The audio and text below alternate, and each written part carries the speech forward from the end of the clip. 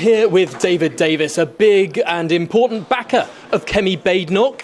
Sir David, what did you think about Kemi's win tonight with the audience? What the generic campaign is saying is that this is an audience in London. We are, of course, standing in Westminster.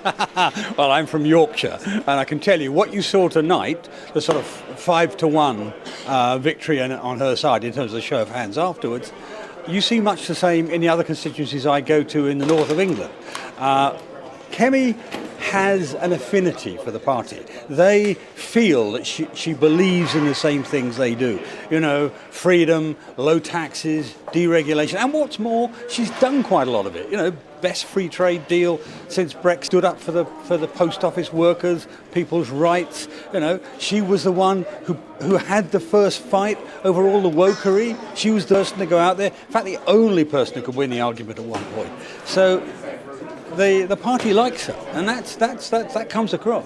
Tonight she said that no one has done more for Brexit than herself. Now, Sir David, you are a former chief Brexit negotiator, former Brexit secretary for this country. Is she right? Yeah, I'm happy to give her that, actually, because you know, what happened at the beginning of Brexit, Theresa May didn't handle it very well, frankly. She's actually negotiated the biggest free trade deal that Britain's ever had, in effect, with the Pacific deal, and other deals as well with Australia and others. Been very dynamic, very effective, and very much across the detail of it, which I don't think many other ministers have been. As Brexit secretary, of course, there were 12,000 pieces of EU law. She only got rid of 3,000 of them. Yeah, she got rid of the right 3,000. The way you change laws is you don't just sweep them all out the window and then sort of start designing a new one.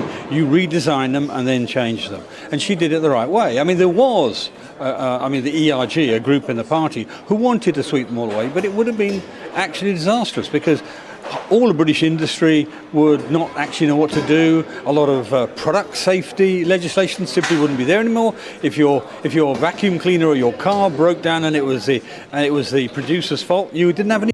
Unbelievably, it's looking increasingly likely that Kemi Badenoch will be the next leader of the Conservative Party. She's been more consistent with her messaging and has gained the support of the far-right wing of the party, despite not fully embracing the idea of leaving the European Court of Human Rights. One of her biggest selling points, especially for Brexiteers, is her pro-Brexit stance. In an interview with GB News, David Davis, the former Brexit secretary, praised Badenoch's credentials, particularly for what he claims are her accomplishments in securing post-Brexit trade deals. We've just listened to what he had to say. David Davis starts by saying that Badenoch has strong support across the country. No, she doesn't. Not just in London. Highlighting that she represents the party's core values of freedom, low taxes and deregulation.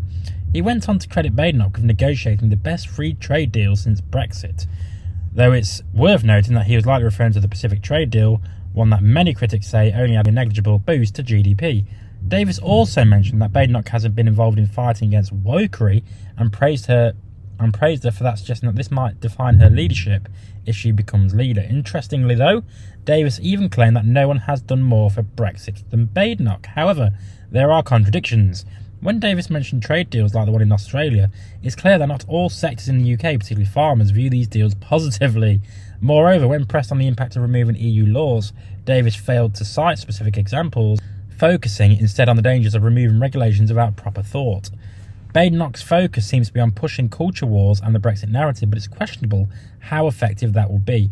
As I've said before, it's unlikely she will win back the electorate by harping on these issues when the country faces a much deeper economic challenge.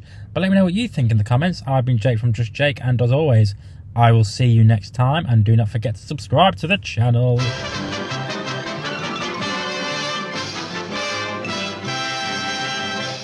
You actually made it to the end of the video. If you would like to subscribe to the channel, which, why haven't you already, is somewhere over there. And also, if you want to watch more videos, also check out over there. I've been Jake from Just Jake. See you later.